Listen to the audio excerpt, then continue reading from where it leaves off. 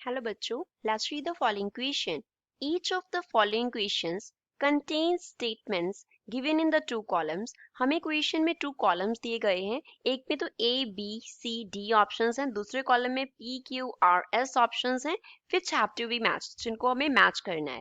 The answers to these questions have to be appropriately bubbled. हमें bubble करके बताना है, मीन्स A के साथ प्रॉपर हमें मैच करना है कि कौन सा मैच करेगा. If correct matches are A to R, A to S, B to P, P to P, Q, C to P, D to Q, D to S, जैसे भी हमारे पास मैचेस बन रहे हो वो हमें बताने हैं. देन A में बोला है atomic nucleus, B mass defect, C E is equals to mc square, D stability of the nucleus, P में बोला है nuclear fission, Q nuclear fusion, R binding energy, S is much smaller than atom. Now first of all we will talk about the key concept used in the question. इस question में क्या की concept use हो रहा है, उसके लिए हमारे पास 4 क्या है ऑप्शंस हैं, तो हम one by one her option के की कॉन्सेप्ट को स्टडी करेंगे. फर्स्ट हमारे पास ए में क्या दिया है, हमें एटॉमिक न्यूक्लियस दिया है. एटॉमिक न्यूक्लियस क्या होता है, सपोज ये हमारे पास क्या है, एटम का आउटर मोस्ट शेल है. तो एटम के सेंटर पे इस तरीके से छोटा सा हमारे पास क्या होता है, मास होता है, जिसमें प्रोटॉन्स एंड न्यूट्रॉन्स होते हैं. तो इसके अराउंड इस तरीके से शेल्स में क्या होते हैं, इलेक्ट्रॉन्स होते हैं. ये क्या हो गया, न्यूक्लियस हो गया. इस तरीके से जो हमने शेडेड पोर्शन जो ड्रॉ किया है वो क्या रिप्रेजेंट करता है, एटॉमिक न्यूक्लियस को रिप्रेजेंट करता है. इसमें क्या होते हैं, इसके इनसाइड प्रोटॉन्स एंड न्यूट्रॉन्स होते हैं, प्रोटॉन्स एंड न्यूट्रॉन्स होते हैं न्यूक्लियस के इनसाइड. और जो अराउंड शेल्स हैं, ये क्या है, एटम के अराउंड शेल्स हैं, जिसमें क्या प्रेजेंट होते हैं, इलेक्ट्रॉन्स प्रेजेंट होते हैं. इस तरीके से ई नेगेटिव जो है वो रिप्रेजेंट कर रहा है that here we are talking about electron. तो एटॉमिक न्यूक्लियस क्या है, बहुत ही स्मॉल पोर्शन है at the centre of the at the centre of the atom. तो एटम जो है वो बहुत बड़ा है, उसके सेंटर पे स्मॉल पोर्शन है. तो न्यूक्लियस क्या है, स्मॉल पोर्शन की तरह प्रेजेंट होता है at centre of the atom. Atom के सेंटर में, सेंटर ऑफ एटम, एटम के सेंटर में बहुत ही स्मॉल पोर्शन में न्यूक्लियस जो है वो प्रेजेंट होता है. तो ये क्या है, एटॉमिक न्यूक्लियस क्या है, much smaller than atom. So we will match A with S, A को एस के साथ मैच करेंगे. Now we will talk about the mass effect, mass defect. अब बी पार्ट में हमें क्या बोला है, मास डिफेक्ट क्या होता है, मास डिफेक्ट. तो मास डिफेक्ट का पहले हम फॉर्मूला लिखते हैं, देन अंडरस्टैंड करेंगे कि मास डिफेक्ट है क्या. डेल्टा एम से इसको हम डिनोट करते हैं, ये इक्वल होता है Z into M P plus A minus Z into M N minus M nucleus. अब ये इस फॉर्मूला का क्या मीनिंग है, जेड क्या होता है, एटॉमिक नंबर होता है, जेड क्या होता है, एटॉमिक नंबर. एम पी क्या हो गया, mass of proton, M P represents mass of proton को रिप्रेजेंट करता है. तो A माइनस जेड क्या हो गया, A क्या होता है, एटॉमिक मास होता है, एटॉमिक मास. एटॉमिक मास में से हम क्या कर रहे हैं, एटॉमिक नंबर को माइनस कर रहे हैं, that means this is number of neutrons. ये क्या हो गया हमारे पास, नंबर ऑफ न्यूट्रॉन्स हो गया. नंबर ऑफ न्यूट्रॉन्स को हमने मल्टीप्लाई कर दिया किसके साथ, एम एन के साथ. एम एन जो है वो क्या रिप्रेजेंट करता है, मास ऑफ न्यूट्रॉन को रिप्रेजेंट करता है, mass of neutron.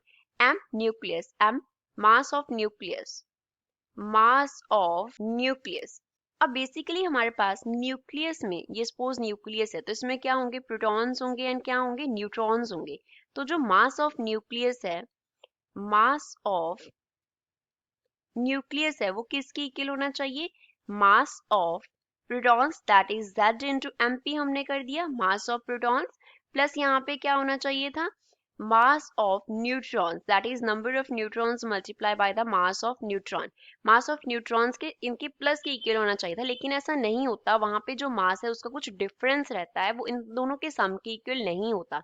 So that mass difference is known as the mass defect. उसे हम क्या बोलते हैं, मास डिफेक्ट बोलते हैं. जो मास डिफेक्ट है, मास डिफेक्ट, उससे हम क्या निकालते हैं, बाइंडिंग एनर्जी निकालते हैं, बाइंडिंग एनर्जी निकालते हैं। बाइंडिंग एनर्जी का फॉर्मूला होता है डेल्टा एम इंटू सी स्क्वायर। जितना मास डिफेक्ट है उसको सी स्क्वायर के साथ मल्टीप्लाई कर देते हैं, that is equals to the binding energy. Binding energy क्या होती है? जब हमें क्या करना हो, न्यूक्लियस को ब्रेक करना हो इनटू न्यूक्लियॉन्स, ब्रेक करना हो, किस में ब्रेक करना हो? Into nucleons. जो न्यूक्लियंस उसको बना रहे हैं उसमें हमें क्या करना है? न्यूक्लियस को ब्रेक करना है। तो जितना एनर्जी हमें प्रोवाइड करना पड़ेगा, that energy required is known as binding energy, उसे हम बाइंडिंग एनर्जी बोलते हैं। तो बाइंडिंग एनर्जी हमने कैसे फाइंड आउट की है? From the mass defect. So B को किसके साथ हम मैच करेंगे? With the R. अब E is equals to M C square क्या है? सी पार्ट में हमें दिया है E is equals to M C square. अब अगर हम न्यूक्लियर फिजन की बात करें, न्यूक्लियर फिजन, तो न्यूक्लियर फिजन में क्या होता है? एक हमारे पास हैवी न्यूक्लियर होता है, हैवी न्यूक्लियर होता है जो कि ब्रेक हो जाता है इनटू लाइट न्यूक्लियर। ब्रेक हो गया किसमें? Into light nuclear. Light nuclear में ब्रेक हो गया। अब यहाँ पे मास का जो डिफरेंस आता है, मास का क्या आता है? डिफरेंस आता है। हैवी न्यूक्लियर हमारे पास क्या है? पेरेंट न्यूक्लियर हम इसे बोलेंगे, पेरेंट न्यूक्लियर। सपोज इसका जो मास है उसको हमने एम पी से, कैपिटल पी से डिनोट कर लेते हैं, एम पी पेरेंट न्यूक्लियर। और जो ब्रेक हुआ लाइट न्यूक्लियर जो बन रहे हैं वो हमारे पास क्या है? डॉटर न्यूक्लियर होते हैं, डॉटर न्यूक्लियर। सपोज दो दो हमारे पास क्या बन रहे थे? लाइट न्यूक्लियर बन रहे थे। तो टोटल डॉटर न्यूक्लियर का जो मास है वो एम डी है। तो जो एम पी है वो क्या है? बड़ा रहता है किससे? एम डी से। यहाँ पे जो मास का डिफरेंस आता है M P minus M D, तो यहाँ पे ये क्या बन गया? मास का डिफरेंस आ गया। तो that mass difference is converted into energy. वो क्या हो जाता है? एनर्जी में कन्वर्ट हो जाता है। एनर्जी में क्या हो जाता है? कन्वर्ट हो जाता है। तो जो एनर्जी में कन्वर्ट होता है that is converted according to the formula E is equals to M C square, according to the Einstein's relation. जो मास है वो किस में कन्वर्ट हो गया? एनर्जी में कन्वर्ट हो गया। सो C जो है वो किसके साथ मैच करेगा? With P। न्यूक्लियर फिजन को ये क्या कर रहा है? एक्सप्लेन कर रहा है। Now last part, stability of nucleus is stability of nucleus. Nucleus stability के बारे में हम बात कर रहे हैं। तो स्टेबिलिटी ऑफ न्यूक्लियस जो है उसके लिए हम बाइंडिंग एनर्जी कर्व ड्रॉ करते हैं। ये सपोज इस तरफ हमारे पास क्या है? बाइंडिंग एनर्जी इंक्रीज हो रहा है, बाइंडिंग एनर्जी इंक्रीज हो रहा है। और इस तरफ हमारे पास क्या है? एटॉमिक मास जो है वो वेरी कर रहा है। तो एटॉमिक मास वेरी कर रहा है। तो एटॉमिक मास जैसे जैसे इंक्रीज होता है, बाइंडिंग एनर्जी पहले तो इंक्रीज करती है, उसमें कुछ किंक्स आते हैं इस तरीके से, और देन वो मैक्सिमम होके उसके आफ्टर देन फिर से क्या होना शुरू हो जाती है? डिक्रीज हो जाती है। तो यहाँ पे जिसके लिए जो मैक्सिमम होती है वो हमारे पास होता है आयरन 56 का न्यूक्लियस। तो बाइंडिंग एनर्जी उसके लिए मैक्सिमम होता है, रेस्ट जो हमारे पास एटम्स है उनके लिए ये कम होती है।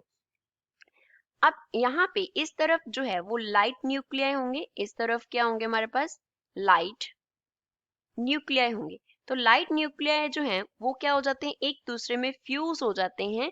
फ्यूज होके यहाँ पे वो क्या बना देते हैं? हैवी न्यूक्लियर बना देते हैं। तो लाइट न्यूक्लियर जो है उनका क्या कर जाता है? फ्यूजन अक्कर करता है एंड वो किस में कन्वर्ट हो जाते हैं?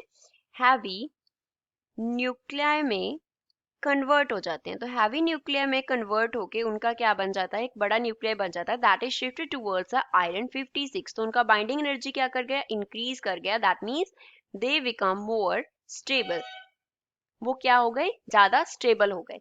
इसी तरीके से हैवी जो होंगे हमारे पास, इस तरफ क्या होंगे? हमारे पास हैवी न्यूक्लियर होंगे, हैवी न्यूक्लियर होंगे। अब हैवी न्यूक्लियर क्या हो जाते हैं? ब्रेक हो जाते हैं लाइट न्यूक्लियर में। ब्रेक हो गए, लाइट न्यूक्लियर बन गया। तो ब्रेक होने के आफ्टर वो किसके तरफ शिफ्ट हो रहे हैं? आयरन 56 की तरफ। मींस वो स्टेबिलिटी की तरफ शिफ्ट हो रहे हैं। तो जहाँ पे वो ब्रेक हो रहे हैं heavy nuclear into light nuclear, वहां पे क्या अकर कर रहा है? फिजन अकर कर रहा है। तो फिजन एंड फ्यूजन दोनों में क्या बन रहा है? बेसिकली हमारे पास स्टेबल न्यूक्लियर बनने की कोशिश कर रहा है। तो स्टेबिलिटी ऑफ न्यूक्लियस जो है वो न्यूक्लियर फिजन में भी है और न्यूक्लियर फ्यूजन में भी है। तो डी को हम मैच करेंगे with P and Q. So these are the correct matches that we have explained. I hope you understood well. Thanks.